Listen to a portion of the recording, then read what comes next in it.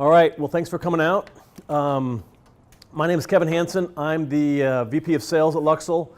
Normally we'd have somebody else here, but everybody's occupied, so you got the B team today. So happy to be here. We do have a lot of success with our friends here at Wave and with you guys out in the field. I wanted to kind of give a quick intro to Luxul, what we're going to be doing. Why Luxul? What are our advantages? I want to talk about our Epic platform of our routers. Look at all of our basic products. Look at some mesh. I know a lot of questions about mesh, and kind of take it for questions. So if you have questions as we go, please feel free to interrupt. I may defer, but if it makes sense, I'll answer the question right there on the spot. All right? Okay. So Luxul, we were actually founded back in the year 2000 as an ISP, and we were going to cover the greater Salt Lake area with amazing Wi-Fi, and we developed some antenna technology to do that. And this antenna technology, we partnered up with another networking company looking for antennas, and we found that our first order for antennas greatly exceeded our revenues as an ISP, and we were in the wrong business. We became an antenna manufacturer.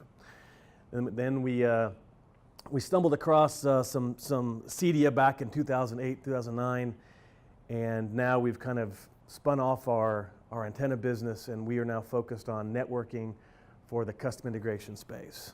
Everything from routers, switches, access points, extenders, PDUs we've now added, and so we're going to go through those. So talk about why Luxul. What are Luxul advantages? One of the things we do differently than you're going to see out there from off the shelf, over the counter type stuff, is that we do not sell to your customer. We don't sell online. We reserve that margin for you guys. We could easily go and pop the product online, but we'd just be one, just like everybody else, just be a standard networking brand. But we try to focus, everything we do is focus on this custom integration channel, on you making money, on you making margin, and it's a big deal. We sell to distribution, so sometimes a dealer will buy our products and they'll have an online store on Amazon, and you'll see it pop up on occasion. And for us, it's like playing whack-a-mole. We'll smack them down, and they'll come up against somewhere else. But we do our best to keep it offline, so it is very clean at the moment. And that it's very important for us that the product doesn't end up online, because once it ends up online, it's tough for you guys to make margin on it. Make sense? Affordable commercial class solution. We are not the cheapest product. We are not the most expensive product. We fall right there nicely in the middle. And because we're working in the CEDIA space, in the custom integration space, we do our best to make it so that our products are easy to install. I don't know how many of you guys have IT degrees where that's your forte, but typically people in this channel are not, didn't graduate with an electrical engineering degree or a networking degree or whatever. And so we try to make this so it's super simple to put in, and then support when that goes. 3-year warranty, so anything that's out there, any of our products carry a 3-year warranty. We don't fix products. If there's a problem with it, we just replace it. And you can run all those through Wave if you have something that has a problem. Also a single source for networking gear, not just on the support on the technical side, but also on the pre-sales side. If there's something you guys need as far as getting up and running, we're happy to help with that. I'll be honest, our support team sometimes, they're as much, is that me dinging or is that? That's me. Let me see if I can turn that. Should be off. Well, we'll see. A lot of times our support guys, I hear them on the phone, and they're actually just walking dealers through, hey, I've never done this before. Maybe I've never done a VLAN before. Can you hold my hand and walk me through it and make sure I'm successful at it? I've never set up the controller before. Can you help me with that? So it's a how-to, as well as it is a, hey, I have a technical problem, something's not working well. So we'll help you troubleshoot, we'll help you set it up in the beginning. We now have a pre-sort, we call it our CAP, our Customer Assurance Program. Customer Assurance Program, we'll walk through in a minute, but basically it's a free design service. Throw your network design over to us, we'll put it all together, we'll send you a parts list, we'll show you how to put it together, and we'll send it back. And then we guarantee it too. If we've designed it, we're going to stand behind that design. If something doesn't work right, we'll make it right. And also the education support. We do a lot for education. In fact, I need to, I have some actual footage. Okay, it's not actual footage. I wanted to show a video here. Oh, not that one, the other one. I want to show a little video. This illustrates the need for education, okay? Because if you can't talk the right language, make sure my volume is on. Das hier ist mein Sektor. Das hier ist das wichtigste Gerät des Küstenwächters. Das Gerät und das Gerät. Überlebensradar.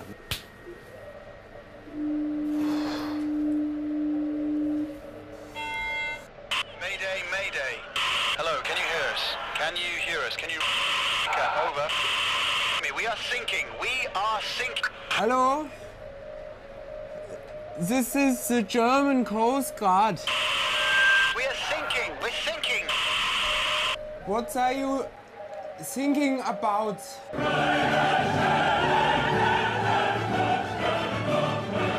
So it illustrates the point. If you don't have the right words, the right jargon, the right know-how, you will be sinking, right? And so nice to kind of keep on top of things. So we focus a lot on education, on making sure that you have the right knowledge, that you know the right lingo. We do on-site training. I think we're looking here, we're working right now with Wave to get something scheduled here yet this summer.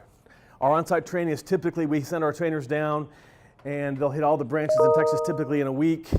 And then it's typically, it's like an 8 to 11, 8:30 to 11:30, something like that. It's about a 3-hour training. It typically ends up being more like 4 hours because there's always stay after and answer questions. We bring in lunch, typically bring in some coffee and donuts for breakfast as well. But we're working on getting that set up here in Texas. And the other locations, I'm sure we'll get to those as well. We also have monthly webinars. These webinars, we try to make them a how-to webinar, not a sales pitch, but a let's take you and show you how to do A, B, and C, rather than sell you on why to use Luxul. These are how-to, not sales presentations. And then I have a bunch of how-to videos as well for basic tasks. That these are, you know, the webinars are typically an hour long. We do record those. They're posted on our website.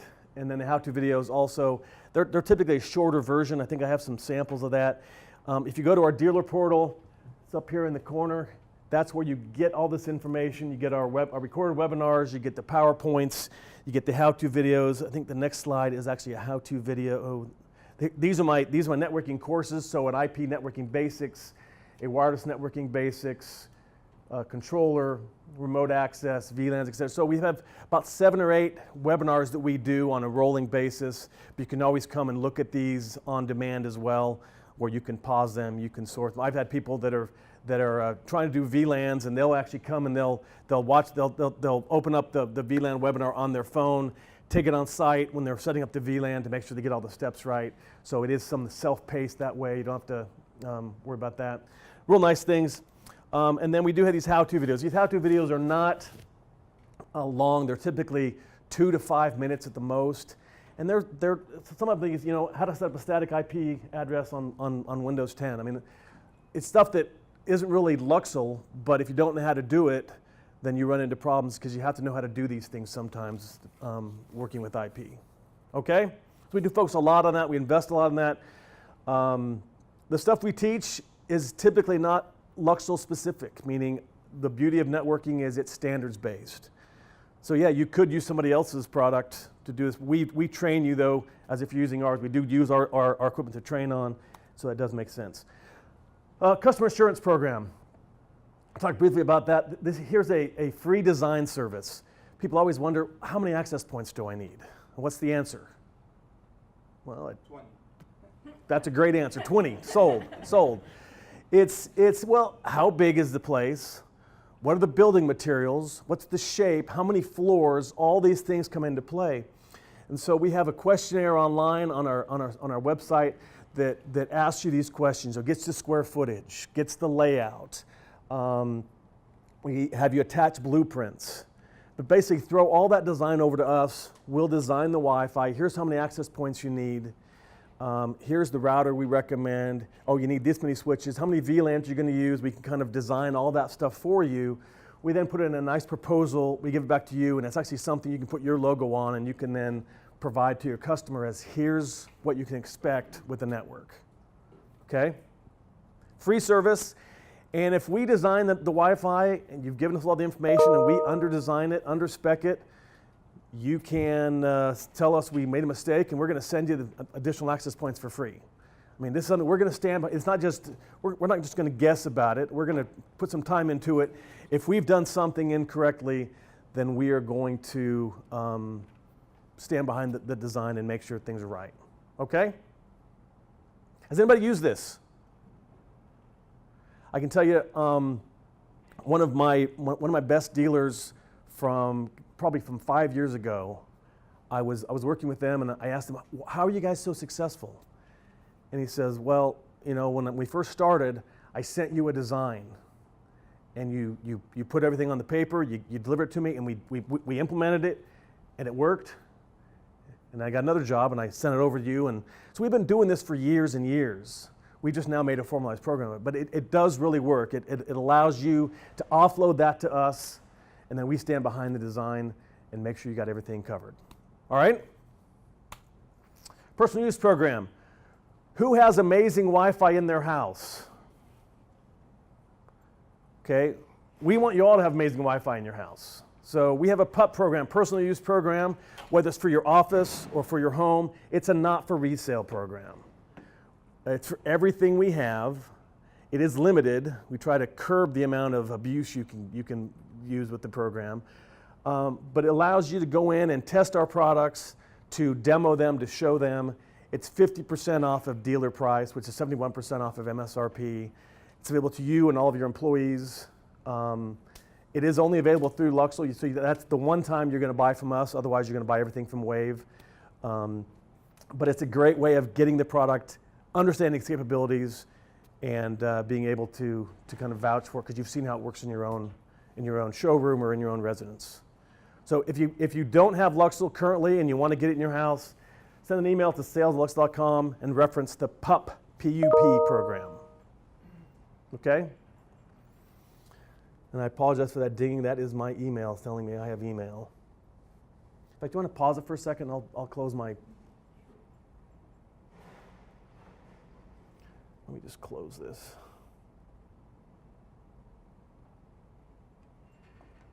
That should make the dinging go away. We'll hope. Okay, so that's an assignment you all have. Get Luxul gear in your homes if you don't have it today. Switches, anything we do, there's limited to 2 unless you can make a case for why you need more than 2. In fact, routers, you get 1 because how many routers are you going to have on a network? You're only going to have 1 router on a network, so we typically don't have you buy more than 1 router. All right, it's Epic. Who knows what Epic is? Matt, you know what Epic is. What's Epic? Epic is the name of our routers. We've named our router line the Epic line of routers. We're making our routers into a platform. I call it here a platform for good. We're adding additional features to the router. So the router is not just a router anymore. We're adding additional capabilities to the router aside from what's regularly there. So we have on some of our routers on the Epic 3 only, we have our roam assists for active roaming. I'll talk about that in a minute. We have DOMOTZ, remote monitoring and management. We have router limits, parental control. Those are all things that are included on the router. And so it's more than just your basic router. We're adding additional things. So we're going to talk about some of those things here really quickly. Let's talk about, I mentioned here this active roaming. Let's talk about roaming. Who knows what roaming is? What is roaming? Switch to different antennas. Yeah, so it's when the client device jumps from access point to access point. And why does it do that? Because you're changing the location of the client, right? So you walk in through the garage and the access point connects to the client, your phone, whatever, connects to the access point. And what happens then? You walk over to the other part of the house and it magically just jumps over automatically to the next access point, right? Yeah. Well, it depends, right? It depends on how that works. So the way this works, I walk into the residence and it automatically joins the access point that has the strongest signal, right? So here it sees I got -45 over here, -75 over here. Which one's it going to join? It's going to join the one on the left, obviously. So it joins that one, good to go. Now what happens as I move over here. And now I'm at negative 90. At negative 90, it's probably going to switch, right? But the problem is you might be standing over here and it might just be negative 70. Negative 70 is still fine. It's still not going to switch. It's going to basically, it's going to hold on for dear life, whether it's working or not. It's going to hold on. That's the way it's designed. And eventually, it's going to jump off because it's failed, right? It doesn't jump off until it's failed without some other sort of system in place. If you guys experienced that, you might be standing right underneath this access point and you have one bar and you're figuring, why do I have only one bar? I'm standing right next to the access point. Well, it's because I'm still connected to the back access point, right? That's what the roaming problem is. So what we do is we have a product that allows to get past it. So let's talk about roaming. It's a sticky situation, meaning your clients stick to an access point. They don't automatically jump off, even though there's one in sight that has a better signal. This is a lot of text. I'm just going to talk to it. If you want to read the text, great. Excuse me. So once a client's connected to an access point, it is now in a committed relationship. You guys all know what committed relationships are, right? Any single people in the house? Okay, so it's now in that relationship. It doesn't leave that, it doesn't disconnect until there's a reason to disconnect. And the reason to disconnect is, okay, I quit working, my signal strength dropped to a level where I'm no longer functional, I might be down at negative 80, negative 90, but at that point it's broken. At that point it doesn't work anymore, and that's the problem with roaming, is it switches too late, it holds on too long to that relationship. And so, you know, once you get down to negative 70, you're still okay connection at negative 70. You get down to negative 80, negative 90, and you've just fallen off the cliff. And even though you can maintain a connection, there's no data throughput. There's nothing happening on that connection, and that's the big challenge we have. Kind of the same thing, kind of illustrated. Down at negative 40, you're doing really well as far as data rates. But once you get up negative 70, negative 80, negative 90. You basically start deteriorating the connection and things don't work. I have a funny rap on this. So solving the roam, there's a couple ways to solve it. The one way is manual. You guys have all seen this. Maybe even told your clients to do this. Well, I'm standing underneath the access point. How do I jump from the other one to this one? Well, if you turn your Wi-Fi off and turn it back on, it'll automatically join this one. You guys have seen that, right? That's not a real customer-friendly way to do it, right? Or you name them differently and you say, well, when you're in this area of the house, join this access point. When you're in the other area of the house, join this access point. Not a great way to do it either, right? So then there's the controller-based roaming. And let me show you the controller-based roaming, probably easier than talking about it. Basically, it's something, you know, Cisco, or I'm sorry, you have some Cisco services do this. Ruckus, you guys are probably familiar with Ruckus. Ruckus does it this way. I'm going to show rather than tell. It's okay. So here we go. Same kind of thing, but this time I have a wireless controller in the mix. And so it comes in, it sees the access point, it joins it because it has a stronger signal. It reports these signals back to the controller on an ongoing basis. So the controller always knows what is my signal compared to that access point. And as I then wander to the other area of the residence or the building or whatever it is, you see now it's flip-flopped. Negative 70 is still a usable signal, but it's not as good as a negative 50 is going to be. And so it's not just, hey, the signal's not good enough. It's, I have a better signal, and it's better by, you know, some algorithm determines how much better and how long it's better. But it says, hey, you're on the wrong access point. It tells it, you know, reports back, says you're on the wrong access point. So let's initiate a roam. And then automatically that client is pushed over, and so your bars go from 2 bars back up to 4 bars. And that happens without you having to do anything. It just happens that way. Any questions on that? You guys all experienced roaming issues, roaming challenges? Does that thing can control 10 access points? Yes, it can control up to 16 access points. Okay? No special license or anything? No special license. No, there's you buy it once. There's no yearly license fee. It is just one. And then, so on my on the 1000, excuse me, the 1000 that is up 16. There's also a controller included with the 3150, and that one is good for +2 access points. So I can have the onboard access point +2, and I'll show that in a second as well. Okay, so there's this thing out there called fast roaming. Anybody know what fast roaming is? Sounds really good, right? Fast roaming. Everybody wants fast roaming, right? So a lot of other brands out there have this feature called fast roaming. So I want to clarify what fast roaming is.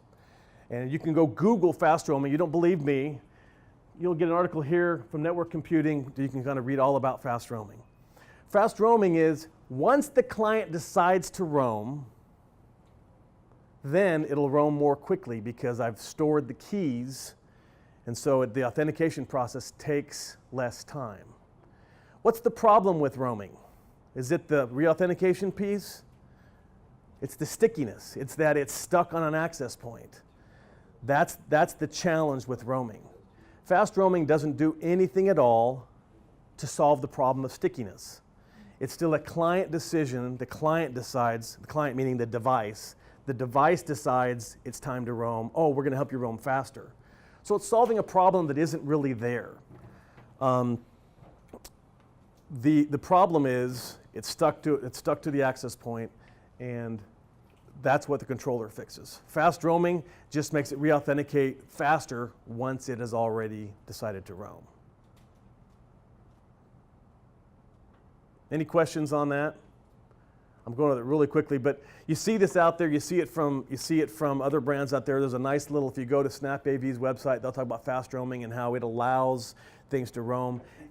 Allowing is not making them roam, right? Allowing doesn't do anything. It's a very passive term. So we have passive roaming, we have active roaming. Active roaming is I make you roam, I push you to roam, where fast roaming is passive roaming. Once you've decided to roam, oh, you can now roam more quickly. And the truth is, the only time passive roaming even does anything is if you're in WPA2 Enterprise. If you're WPA2 Personal, it doesn't do anything at all. The only reason it roams faster is it stores the keys, so when I'm reauthenticating to the Radius server, which none of you guys would be doing on a personal network, that's where the speed enhancement in fast roaming is. So who uses active roaming? Ruckus uses it. I think you have some Aruba and some Cisco systems, that kind of thing in the upper end of the enterprise that do it. But the things you're looking at here, Luxul, we use active roaming, PackEdge is fast roaming, SnapAV is fast roaming, even Ubiquiti is fast roaming. Fast roaming is not really roaming. It's once you've roamed, it will now roam, it will reassociate faster, but it does nothing to make the products make it roam. These are the kind of the technical things you don't need to know. It's called 802.11r and K. They've been around for a decade. If they did anything for us, then we wouldn't be having a roaming discussion, because these have been around forever. But they don't do a whole lot, which is why we have a discussion on roaming. The other thing about passive roam, or about these 802.11/R, is that if all of the devices trying to connect to the wireless network are not compatible, a non-compatible device cannot join the network. So you'll see actually the SnapAV, when they release, or when they ship their access points, they have fast roaming turned off.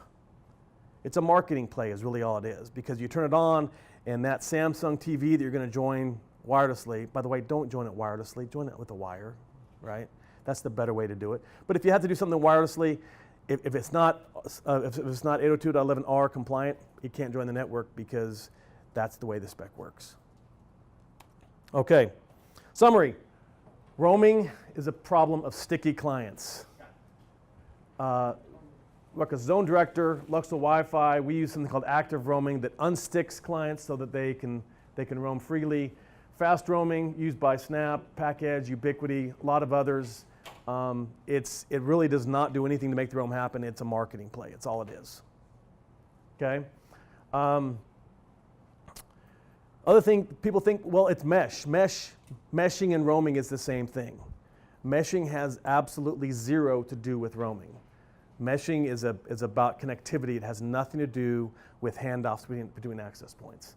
So a meshing system doesn't mean roaming system. Okay? Any questions on roaming? Roaming's a big deal. Between 2.4 and 5G, Mm-hmm. when you have 5 access points, Yep. is there a way on that controller to disable 2 of them on the 2.4? Because I think if you run all of them on the 2.4, then it really creates a Yeah. big problem. Yeah. We're talking about making that more friendly. So the question is, if I understood correctly, I'll try to rephrase what you said, is can we turn roaming off on some of the access points On the 2.4. on the 2.4? That was basically now everything's 5G and Uh-huh. everybody. So you want to have a roaming network that's 5G. Okay, do you guys all understand 2.4 versus 5? Let's talk about 2.4. What's the advantage of 2.4? Distance, right? I can cover twice the distance 2.4 that I can with 5.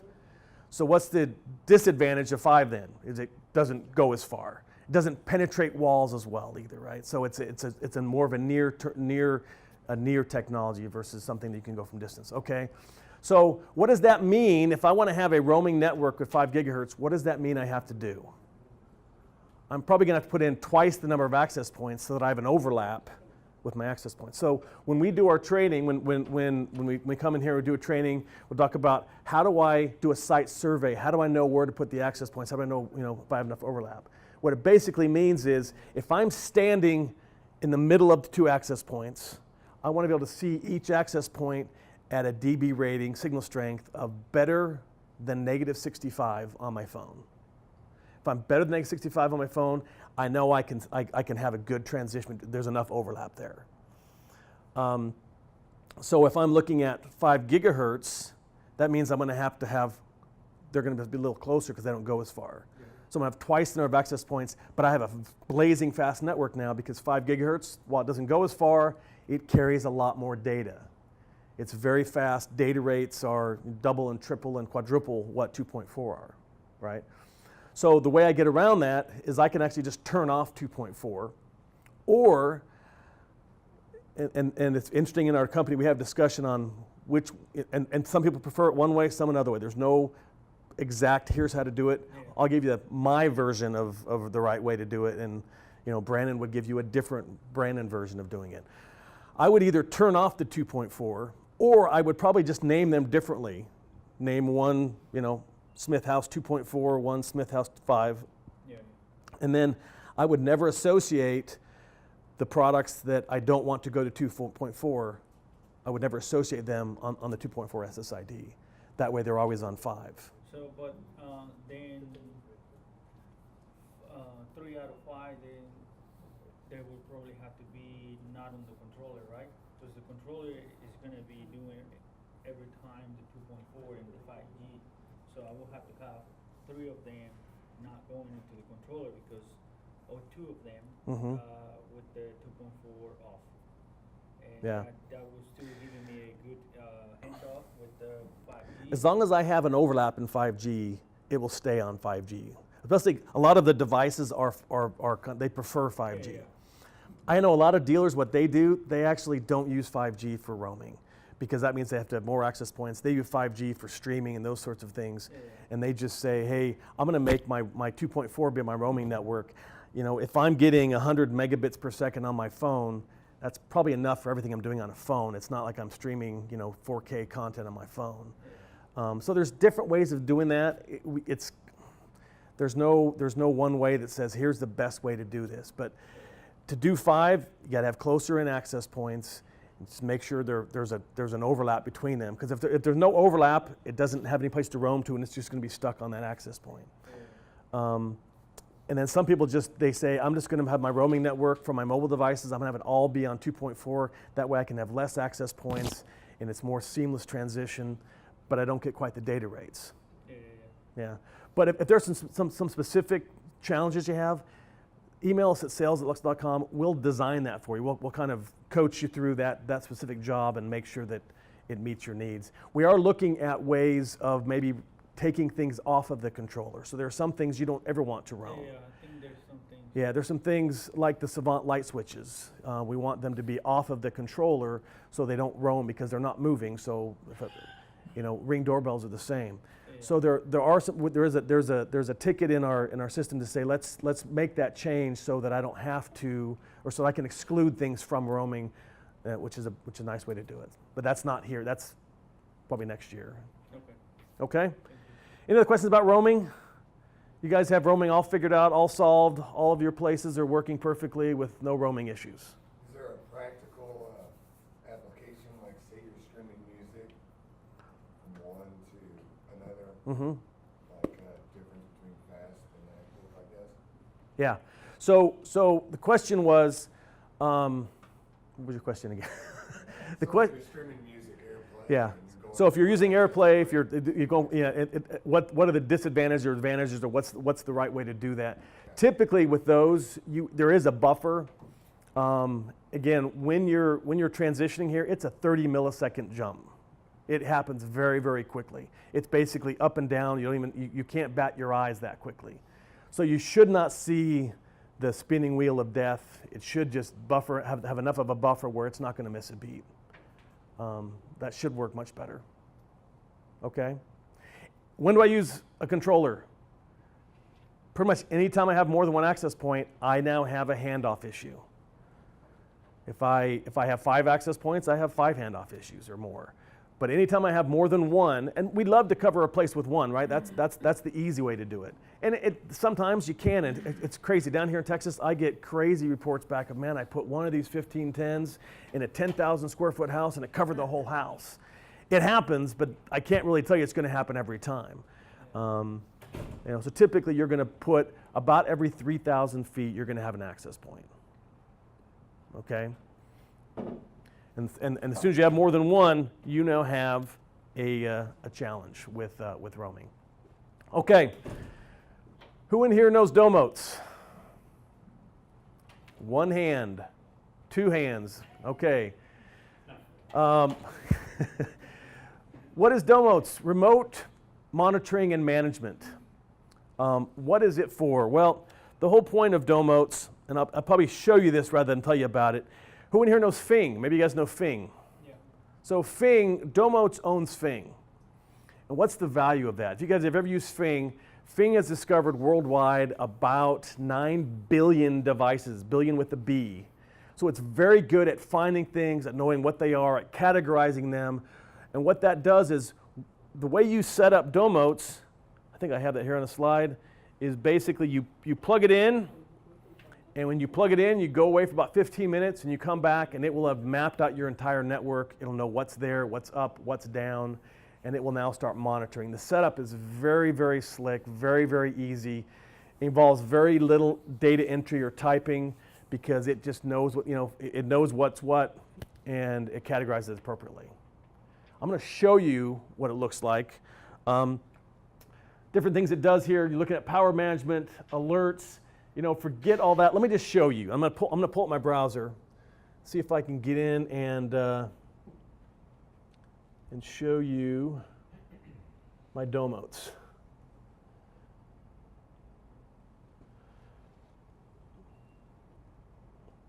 Okay, so this is your basic interface. The beauty also of DOMOTZ is whether you're on a handheld, you're on a tablet, you're on a laptop, you're on your phone, it's the same interface. You don't have to learn different interfaces doing different things. So here I log in, and you guys all say a prayer for me because live demos are always fun.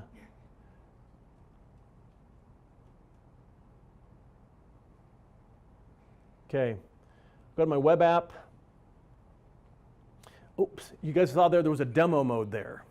You guys can all go and you can demo DOMOTZ without having a DOMOTZ implementation. It's a nice little feature. So here I have basically 2 networks that I have access to. I have my home and I have our Luxul demo network. You would have 50 or 100 or more. They'd be listed on the side. They'd also be listed with on the map. So this map probably I'm close enough together where I have. I don't know where my other one went to. Where's this one? But there's a color coding. There's green, yellow, and red. Pretty easy to know. Green means everything's up and running.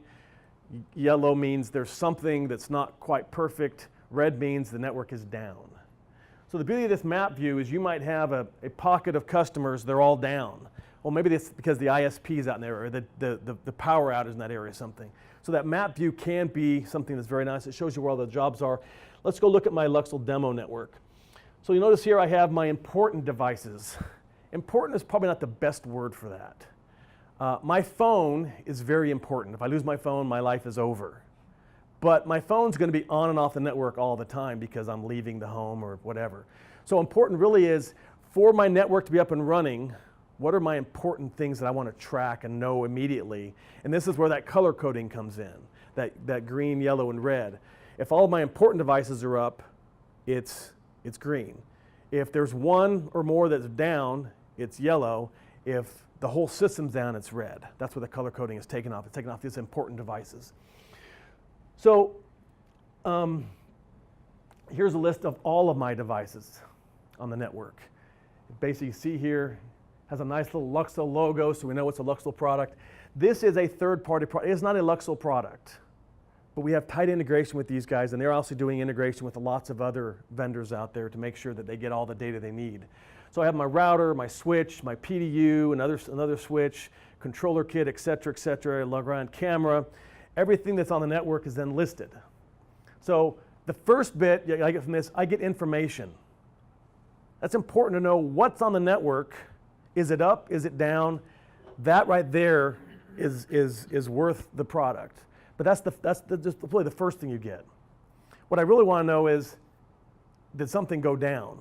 So there's this early warning system that's built into this alerting system. So if something does go offline or something new joins the network, I get a push notification either through my phone or through an email. Now, what's the problem with alerts? If I get too many alerts, what do? I ignore them, right? So you want to be very, very specific on what things you decide to know. Or maybe what you do is you have a clearinghouse at your company and say, I'm going to have, our office manager's going to look at alerts every morning, first thing in the morning, to see what ones of these are real and what ones I need to not worry about. But if I get too many alerts, I start to ignore them. So here's how the alerts work. So here's my 4424 switch. And I can set up alerts. Everything in here I can go in and I can set up a different type of alert for. So right now it's a custom alert. Let's put it on standard, just see what standard does. So standard, it's just going to give me a push notification and an email. Well, maybe I don't want that. Maybe I say, you know what? I want a custom alert. And the custom alert is if it goes up. In fact, let's not do that. Let's say if it goes, I don't care if it goes down. So if it goes down, I'm going to go ahead and do that. The heartbeat doesn't really apply here. Or maybe if it does come back up, just give me a quick mobile. So I can create different levels of alerting to know what has happened on my network. And truth is, on a switch, I probably wouldn't put anything on this one. I'd probably leave this, and the things that are attached to the switch, they're the things I want to know about. But I'm just going to show the alert thing here. So that's what the alert does. Any idea what connect might be? The connect allows me anything that out there that has a web interface and a password, I can access remotely. It's like an on-demand VPN. What things might I want to locate or get into remotely? I may have a customer call and say, hey, all the neighborhood kids are on my Wi-Fi. I want to get them off my Wi-Fi. Can you change my password? Something like that. Or I need you to tweak my settings on my router, tweak my settings on here or there. And if you have to roll a truck out, that's the second part of this, or the third part. The first part was information. Second part was early warning system. I know when there's something happening. Third part is I need action. I want to remotely take care of these things rather than rolling a truck. Our goal is to never roll a truck when I don't have to. So if I can connect, for example, I just connect to my switch. So I'm connecting to my switch here. And now it's as if I'm on site. I can now reprogram this switch or this camera. There is a TCP tunneling where I can reprogram my lighting system. This is all stuff I can do without rolling a truck. You guys certainly have customers that aren't right next door. And so getting there may take hours to get to. The other problem you have is a customer calls up and says, hey, I have a problem and I'm having a party tonight. I need you here right now. But you can't get there right now because you're doing a right now assignment for some other customer. So this allows you to avoid that truck roll, go in, fix the problem really quickly, and then be back on your other job. Anybody use anything like this? So typically they're used to power cycle PoE, power cycle a PDU, or then we can also do that I can update passwords. I get beta firmware all the time that say, hey, go test this, Kevin. And I'm sitting in my office. I know if I wait till I get home, I'll forget. So I actually log into DOMOTZ and I go to my home and I basically upload firmware remotely without having to touch anything. We had a recommendation about 3 weeks ago that if you've deployed a 3150, you probably ought to, it'd be a best practice would be to upload this firmware, to upgrade this firmware. And it's great if you have DOMOTZ on site because you don't have to then go to each site and upload that. You could have done this all through DOMOTZ. And you can do a lot of that through a VPN as well. But you don't get the warning system, you don't get all the information. So this is a VPN on steroids, if you will. Okay, let me show you some more. Where am I? Here we are. Okay, so I go to my interfaces. So this is basically what's on each port. You'll see here it knows if there's PoE being used on each port. You see that in the red. It tells me here my power budget is 250 watts.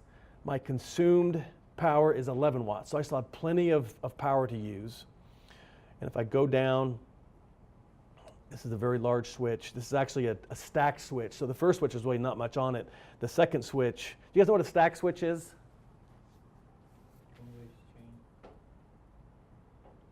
I didn't even point this out.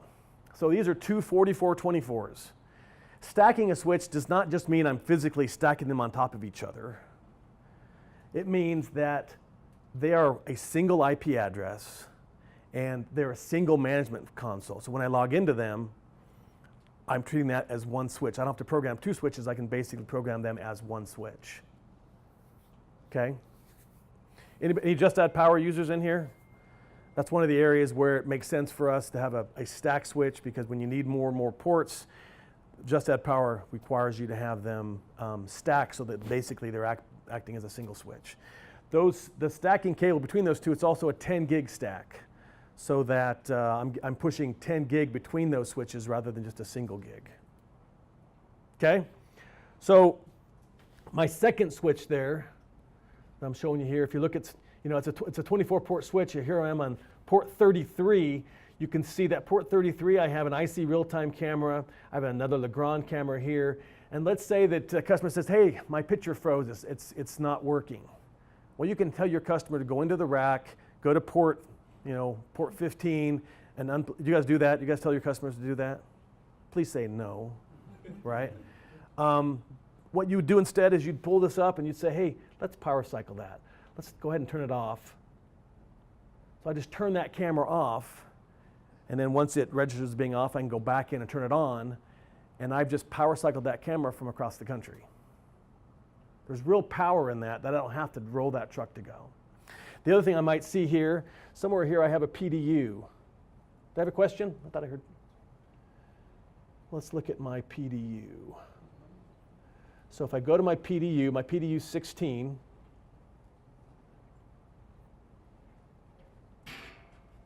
I now have, on this, I have 8 controllable outlets because not everything can be powered over PoE. PoE is great for that. I can power cycle something if it's on PoE, but if it's my modem or my router or it's something that I just like to be able to power cycle, it could be my Christmas lights. I don't know. Whatever, anything that plugs in, I can now control and reboot remotely because I can power cycle that individual outlet. So I would go in here. I don't have anything plugged into this one. Maybe not a great example. Let me find my PDU 8. My PDU 8 is here. And so I can go into here. I know I have my router on this outlet. And so I can go in and I can hit the power recycle, and it's basically going to power cycle my router or my modem or whatever's plugged into the outlet will be power cycled, get it back up. Because let's face it, if you guys are going on site to fix something, what's the first line of defense? Let's reboot it. And if it works, you're going to back away slowly and hopefully you get out the door before it breaks again, right? If it keeps breaking, obviously there's something else causing it. We're going to find that out. But the first line of defense, let's reboot it. And if it reboots and everything's fixed, I'm hunky-dory. Now there are some things you can do with the PDU as well, which we'll talk about in a minute. There's a self-healing feature where I can, if I have the router plugged into one, I tell it, hey, I want you to ping the router. Or I want you to ping Google or ping something, and if it goes down, power cycle that port. So if the ping doesn't return after 3 consecutive pings, you can set all that up. Then I tell it, hey, go ahead and power cycle that port. Let's reboot that device. So it's a self-healing. I don't have to worry about doing that.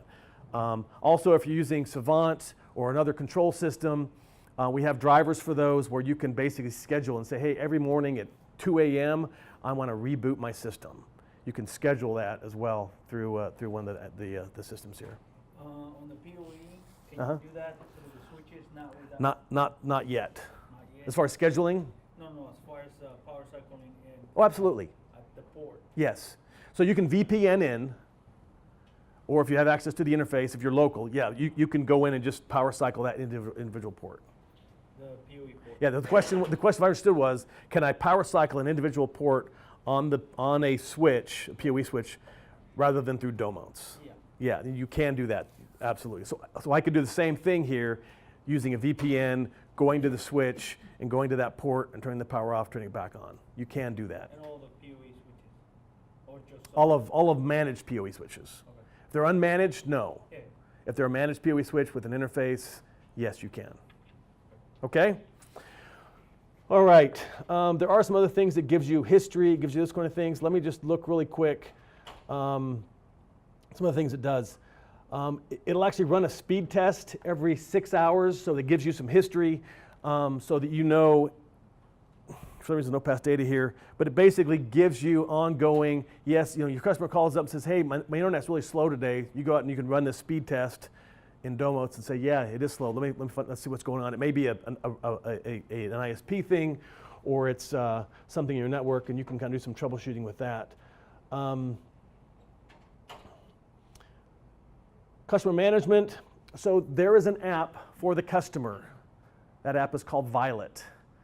And what this allows you to do is, maybe there's some things that, it's a savvy customer, and they have a pesky DirecTV box, and you want to let them be able to power cycle that using a DOMOTZ type product. This Violet is a customer version of that, customer-facing version of that. It has your logo on it, your information on it, so it looks like this is something that comes from you, and you can determine what they have access to. So you don't have to give them access to everything. You can give them access to one thing, or you can give access to nothing, and just put your phone number in there and say, call me when there's a problem. But there's a customer-facing app as well.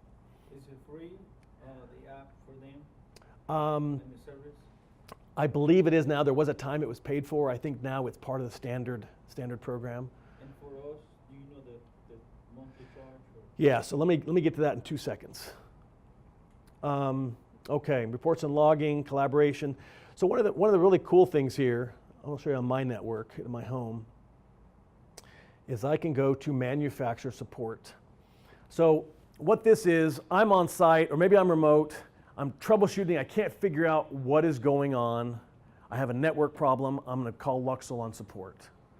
Well, rather than spending the first 10 minutes of your call defining what's on the network, what you're doing, what the job looks like, you share this interface for that customer with Luxul support, and that makes your support call that much more efficient because they can see everything that's going on. They can go drill down. We ask them not to fix problems for you, because we want you guys to figure out, we want you guys to know and own that network. There's some liability issues there as well, I believe. But we want to help troubleshoot that and find the answer, and sharing this support page with them, that's huge, because they can now see everything that's going on, and that's a great thing. Make sense? Okay. All right, I think that's it for DOMOTZ. Customer management support, reports and logging. You can get a monthly report of what's up, what's down, all that kind of stuff. You can actually send that to your customer. One thing I've seen dealers do is that when they fix something for a customer had no idea they fixed it for them because they just used DOMOTZ to not roll a truck, and they fixed it remotely. I've seen them then send an invoice, a $0 invoice, to the customer So you letting them know, hey, I got your back, I'm watching out, I'm monitoring, and there was a problem here, don't worry, we took care of it, everything's good. Especially if you have a support contract with them as far as, hey, for the first year, I'm gonna take care of things. This shows them that you're adding value the whole time, and then when you're gonna up that support agreement again, you can now have a track record of, hey, we fixed all these things going on, and it's a good thing. Any questions on DOMOTZ? One of the beautiful things about DOMOTZ is that it is, in fact, I'll probably go back to my slide, my PowerPoint here, is all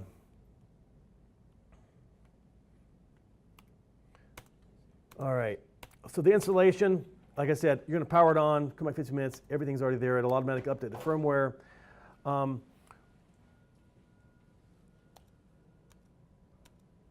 Get off of that slide. Okay, there's my Violet app. So options, and talk about licensing. So DOMOTZ is not a free product. It is a subscription-based, it's a software as a service product.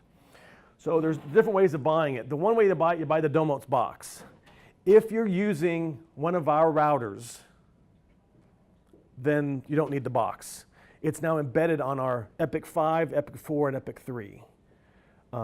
It's not on the 1200. I'll show you that in a minute, just because there's not enough room for it. But basically, it is now there. So the hardware is free if you're using our router. There has been, up till now, there's been a 12 credit, I'll talk about pricing credits in a minute, there's been a 12 credit activation fee for activating it on our router. We've done away with that, at least for the next 3 months. I'm hoping that stays forever, that basically we're just going to make this so if it's on the router, you're just going to use it. There's a 1 credit per month. And I hate this because this is going to change. I hate to talk about something and then knowing it's going to change in a month. The credit system is confusing. People are like, well, how much is a credit? Well, you can buy different volumes of credits.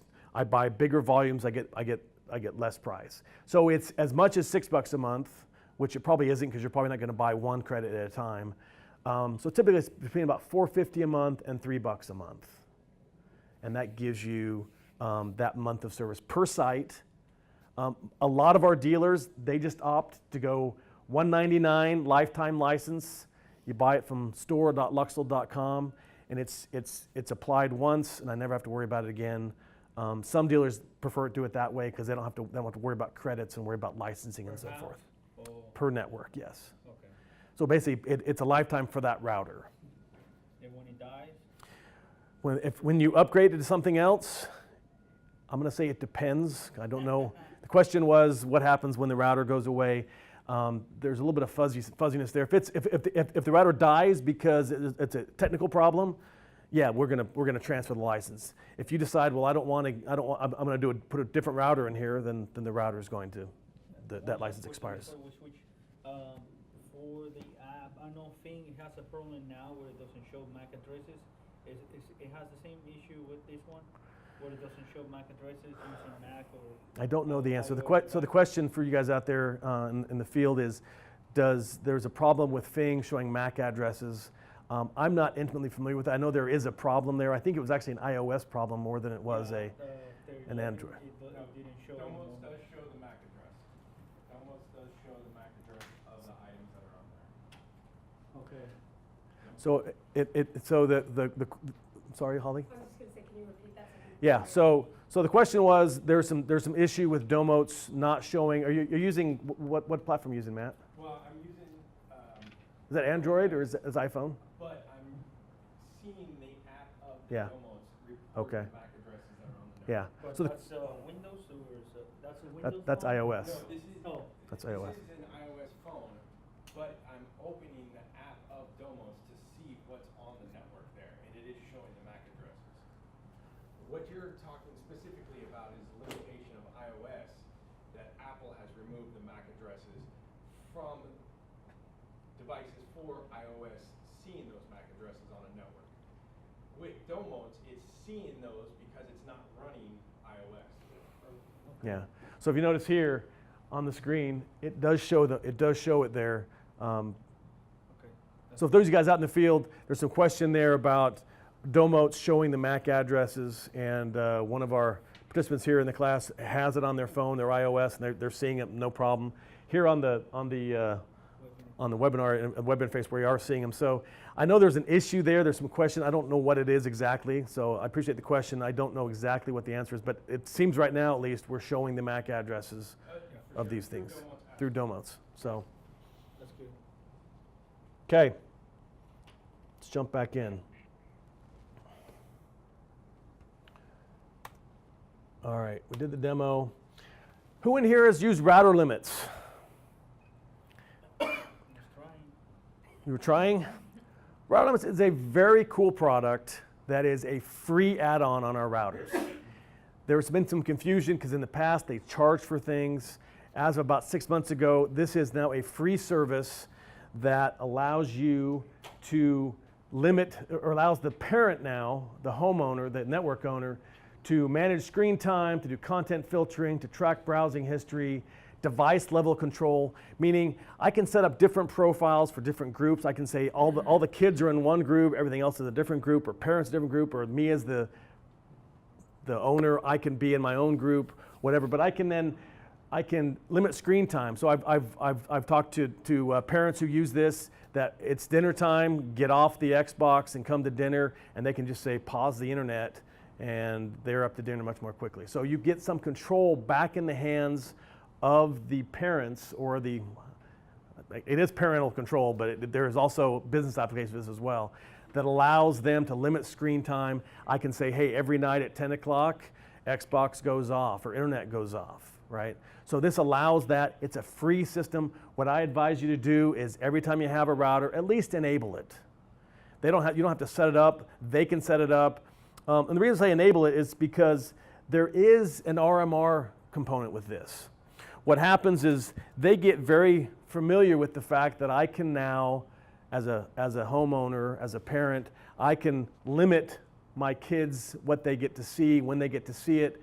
Kids are pretty smart. So what do when that happens? They just turn off Wi-Fi, they go back on their 4G or whatever.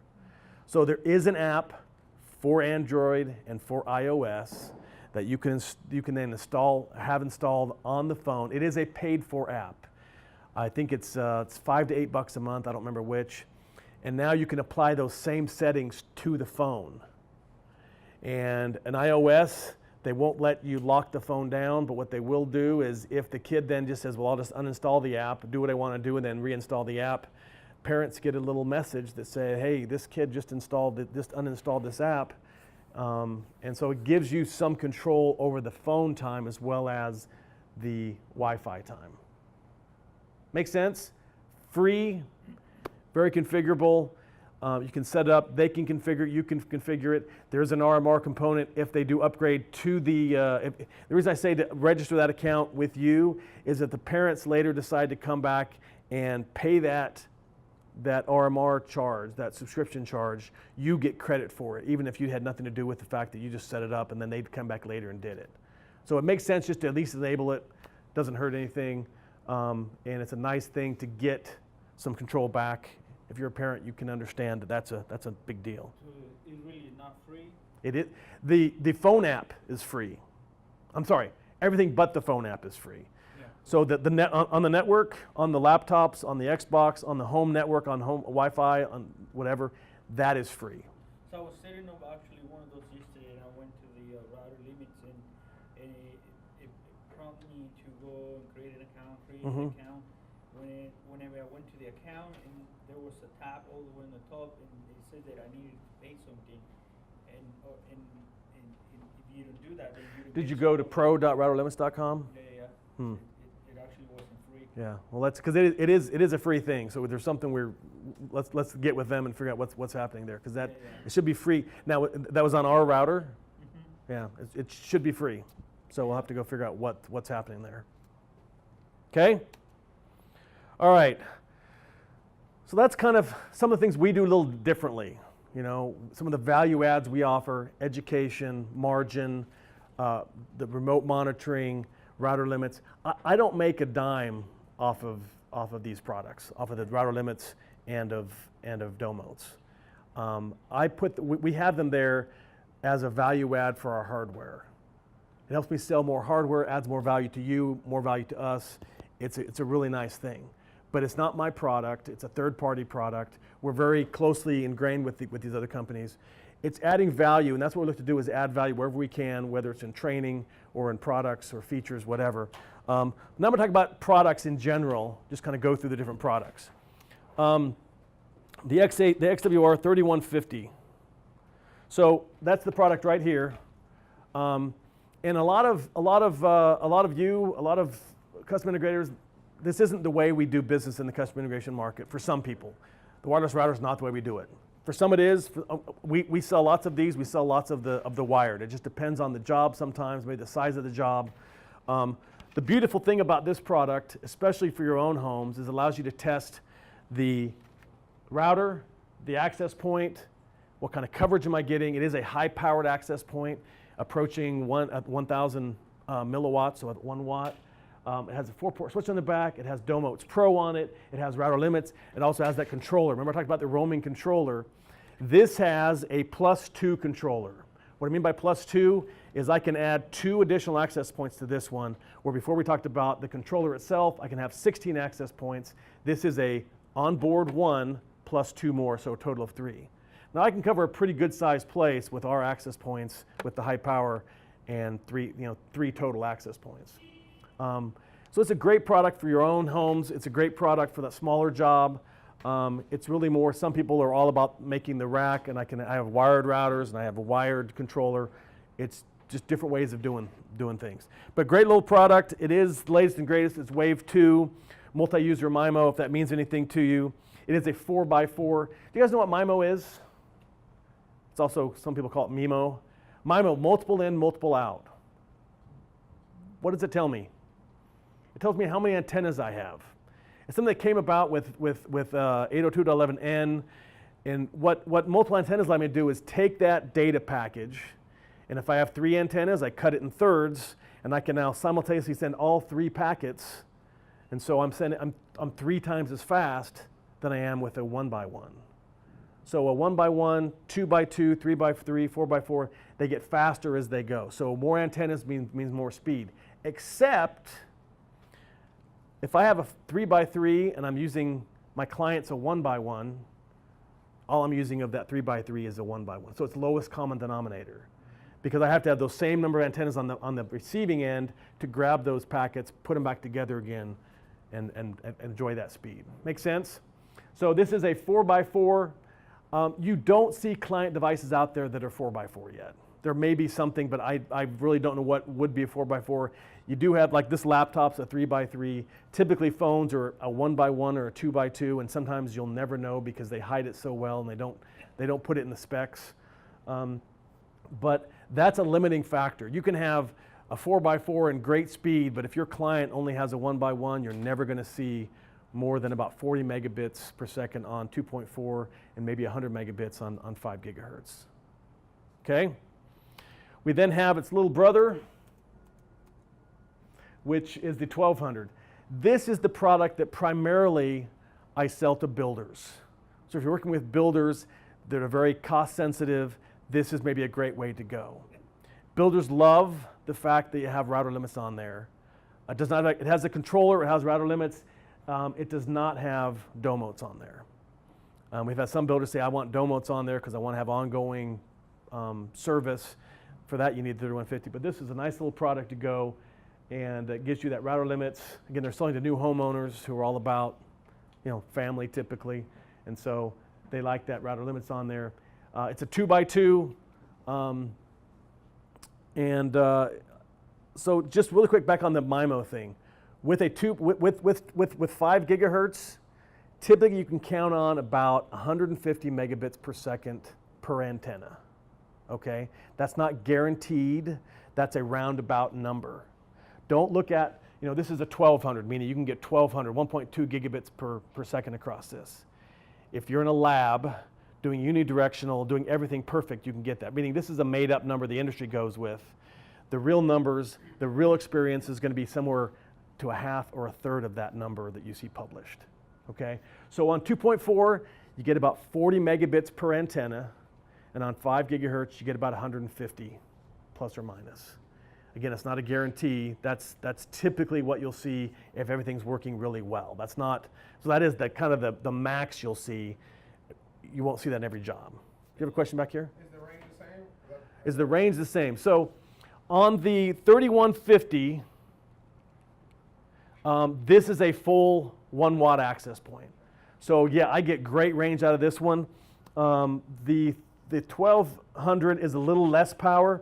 It's probably 3/5 of the coverage. It's not quite the same coverage, but it's still pretty robust. It's not. I think it's 27 dB or 26 dB, so it's still a high power, but not as good as the 3150. Yeah, 'cause I installed one and it was no comparison to that 3150. Yeah, 3150 is a beast.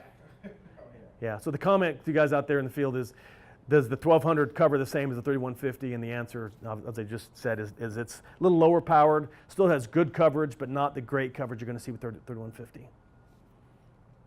Okay, wireless products. So the first thing is our controller. We talked about the controller, simple setup and management, wireless roaming assist, supports up to 16 APs.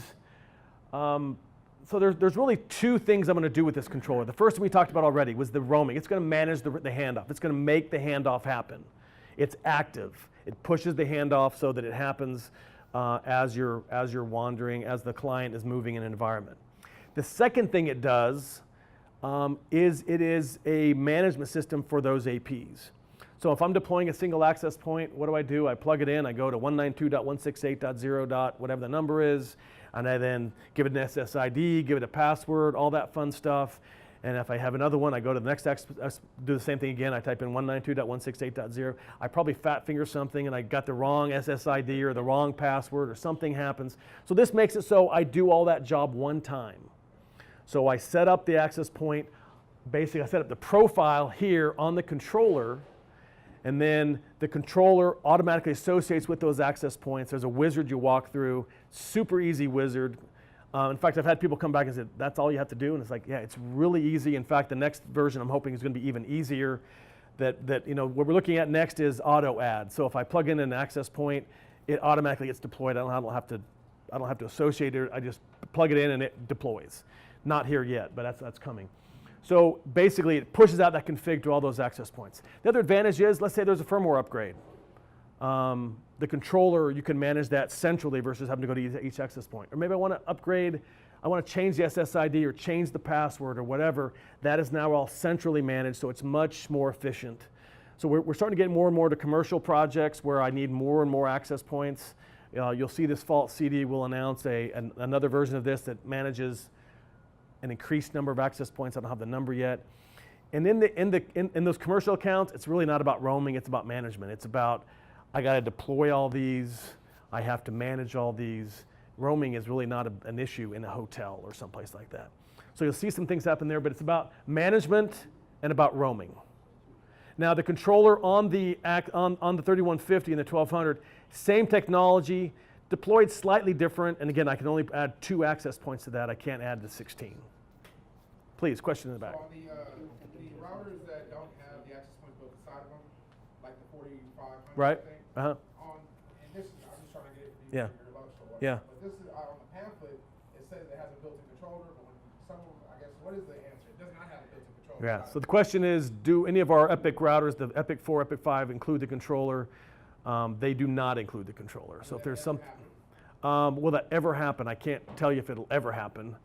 There's a push for it. There were some forward-looking statements at one time that said that's the direction we'll go with this Epic platform, but right now there's no concrete plan to do that. Okay. All right, so our controller, we talked about that. Here's the access points that are supported. The 1510 is by far our best-selling access point. It's probably 2 to 1 over everything else, maybe even everything else combined. The 1410, so what we have here, 810 is a 2x2 standard power, meaning it's about 250 milliwatts.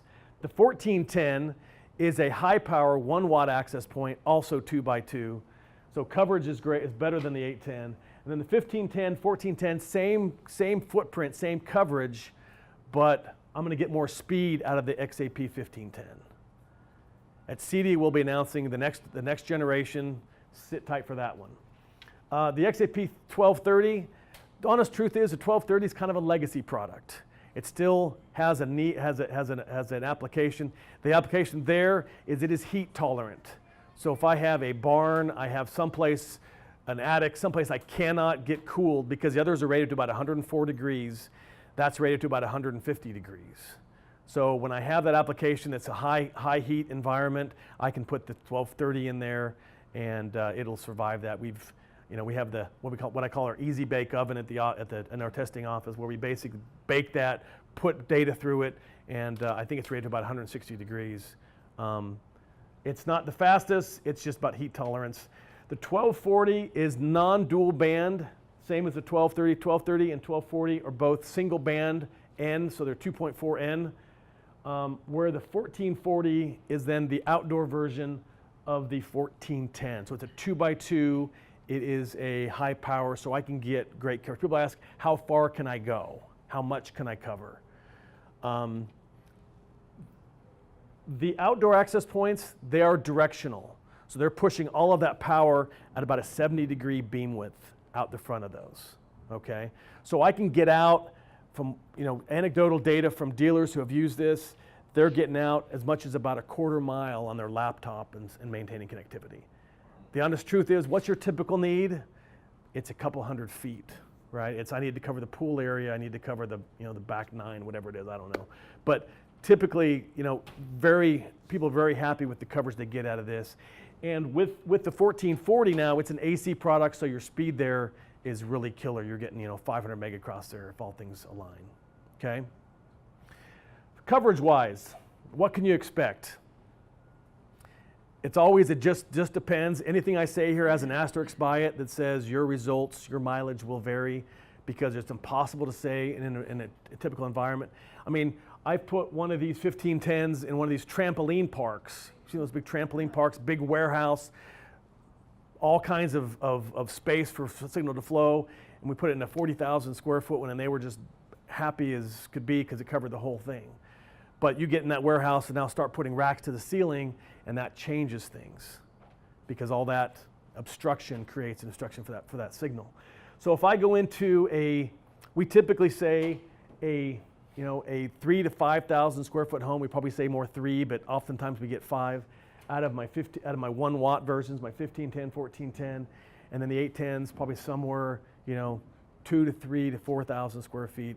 Again, they propagate from the center outwards, right? So it's like a light bulb hanging from the ceiling. It shines in all directions. It's not a spotlight. So it's if I put it, if I have a 2-story house, I can put it in the ceiling of the first floor, and I can cover the floor above it and the floor below it up to typically about 5,000 square feet. It just depends though. There's nothing like going on site, lighting it up, and measuring. Do you guys do site surveys? Anybody? Site survey? What is a site survey? A site survey is plugging it in and measuring and seeing how it goes. The non-site survey, we also call that plug and pray, right? You plug it in, you hope you get what you need out of it. Chances are, well, sometimes prayers are answered, sometimes they aren't. Okay? Question in the back. So I know just clarifying, the 1510s, any of the access points, they fire no matter where it's pointed at. It fires up and down. Yes, it does. Yeah, omnidirectional. The only ones, the outdoor ones are the only ones that are directional. Okay? I got to wind down here, don't I? Okay, wireless bridge. So this looks a lot like the 1440. It's actually, though, it's our BAP, our bridging access point. There are times when I need to get signal out to a pool house, out to a guest house, out to a dock, something like that, and there's no way to get a wire there because either it's too far or I forgot to pull conduit or whatever. And now, in the matter of an hour, I'm up and running very quick. There's no real, the challenge with trenching, very disruptive, very expensive, takes a long time. I can be up in an hour broadcasting from here to here. And what's the distance on this? Typically the need to the guest house or to the whatever, it's a couple hundred yards, maybe. Maybe it's a couple hundred feet. In our desert testing, so we're based in Salt Lake City, our desert testing, we got out to a half mile, even to a mile, and at a half mile, we're seeing speeds of, 500 megabits per second. So this is a very robust system. It's a great way to get that security camera out there. We've done commercial jobs where a car dealership looking to get cameras on their inventory. No way to get things there. We used to, if you've been to one of our presentations in the past, we used to go from the rooftop of our building to our warehouse about 6,000 feet. We've now since moved buildings, so that no longer applies, but 6,000 feet, so 2/3 of a mile, I think is what that is. Again, it's a way of getting internet there. Now, once I get it there, I have to do something with it. It doesn't actually cover that area.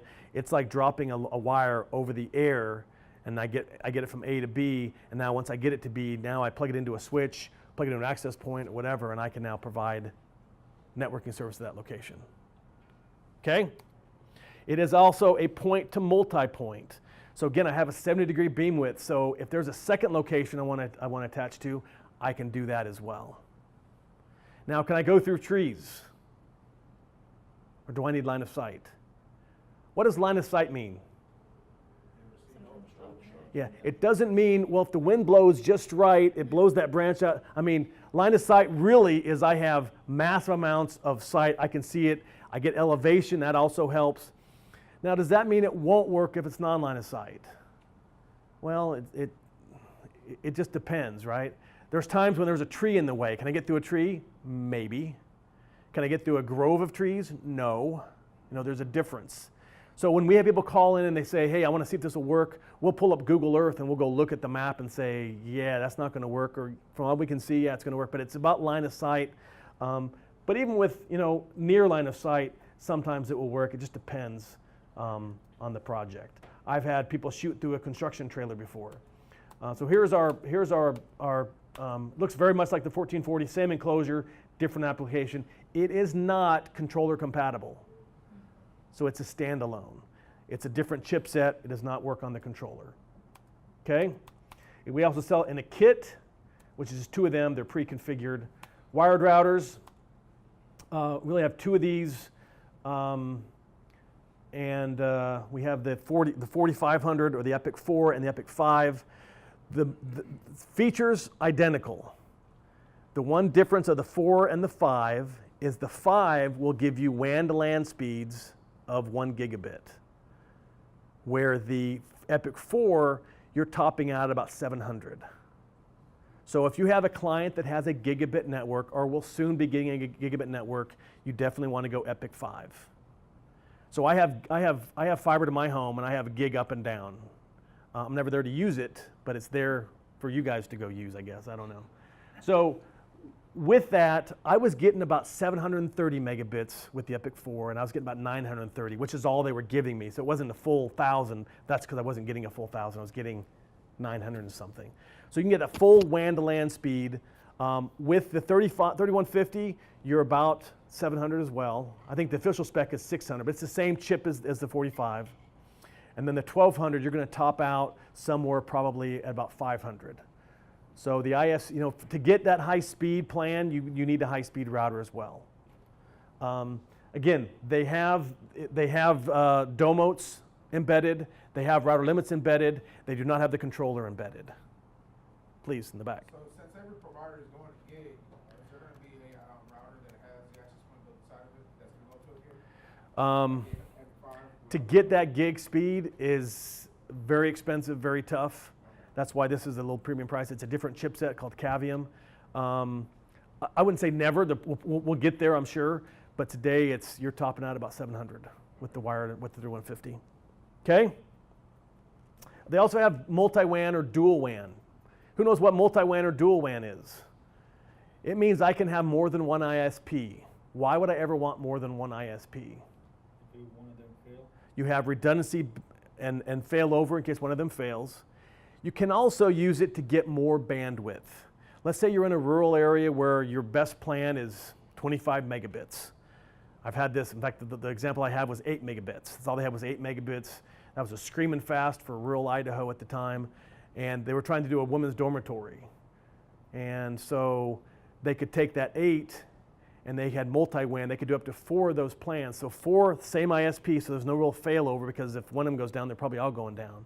But it did give them 32 meg, which is a world of difference from 8 meg.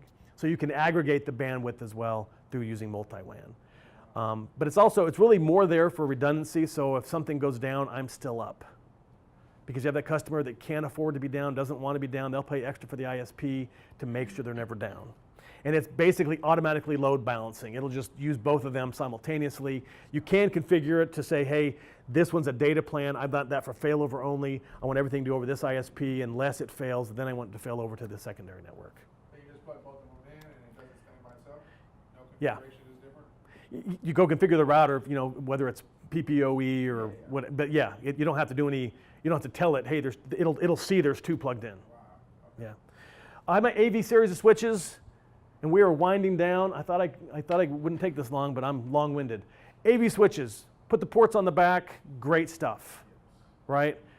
These are high-end switches. Anything that says AMS is a high-quality switch. But even our AGS, these are all really, really high-level switches. We do have the stackable switch as well.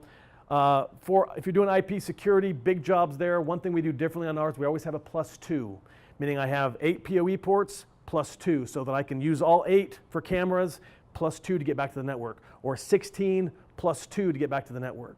We always add those 2 additional non-PoE ports on all of our PoE switches.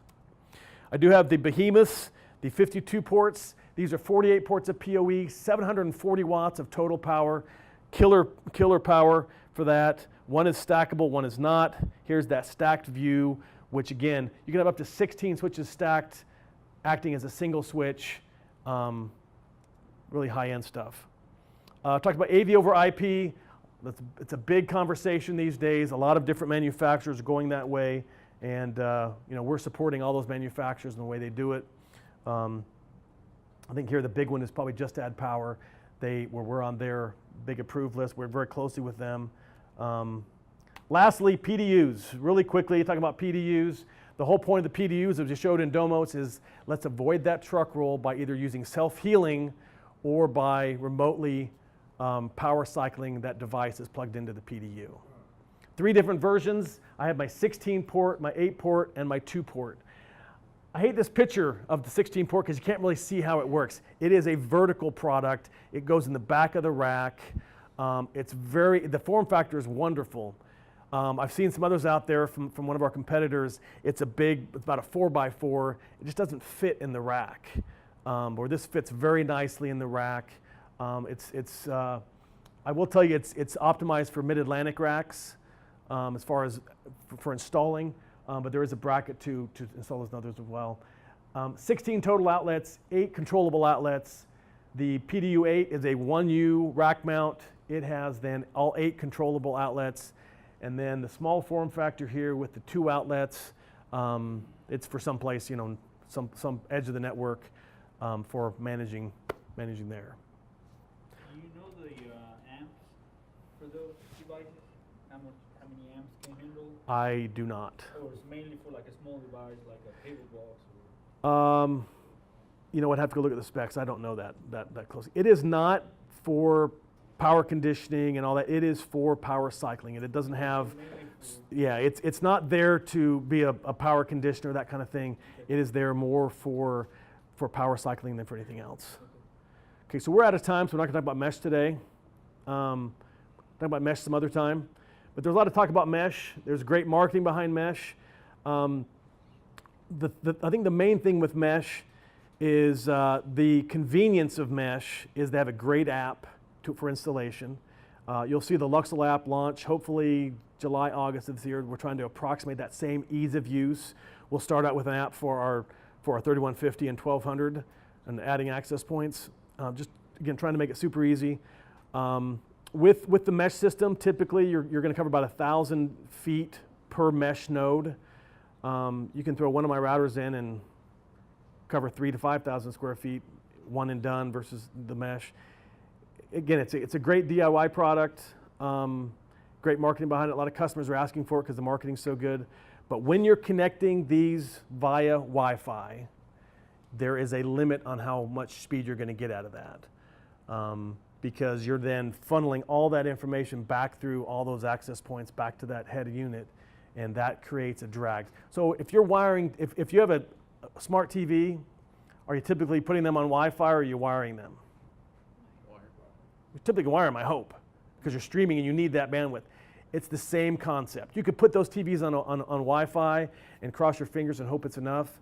It's the same with mesh. You're now relying on Wi-Fi connectivity to those different nodes, and it will bog down. They'll also only take about 30 clients per versus what we'll take, which is about 120. So there are some limitations there, but I'll stop with that because our time is out.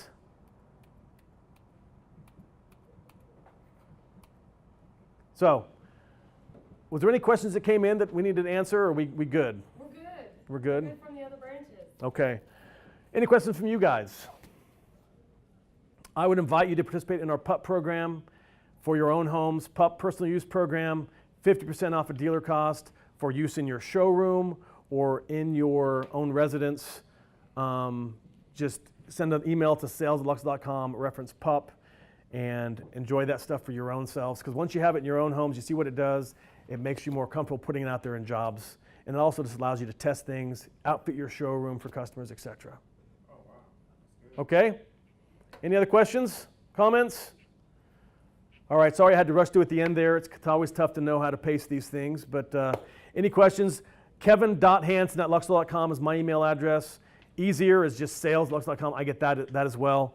And I'm happy to answer any questions you might have or any follow-up. Sales@luxul.com. And that goes to my whole team, so somebody will get back with you. If you put Kevin on it, then I'll get back with you. All right? Thanks, everyone. Hope that was somewhat beneficial.